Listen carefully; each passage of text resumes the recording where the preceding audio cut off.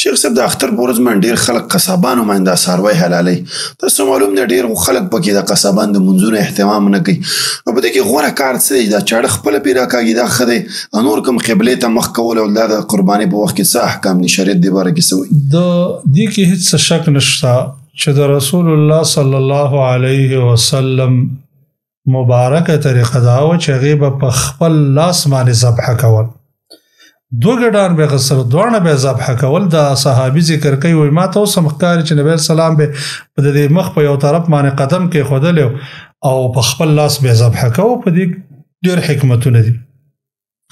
خو که یو انسان ته عذر وي او کولی نشي یا څه بل مشکل ورته یا تکلیف ورته، نو هغه کولی شي چې سړی خپل ځان باندې یو بل کس معاون ونیسي او هغه ته ووایي چې ته دا ذبحه کله که رسول الله صلی الله علیه وسلم چې کله د حجة الوداع په موقع باندې ډېرې هدایا ذبحه کولې، نو څه خپل لاس باندې ذبحه کړي او باقي علي رضی الله تعالی عنه ته وسپارلې چې دا عمل ته وکړه.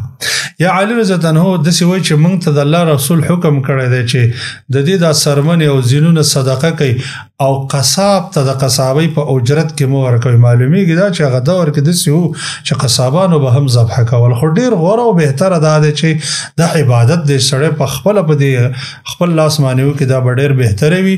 وجه دا دی خو د الله د نبي طریقه دا ده، یو دا ده چې انسان ته په عبادت کې څومره مشقت ورسېږي او عمره ثواب هغه ته میلاویږي او داسې نورې فایدې ورپکې.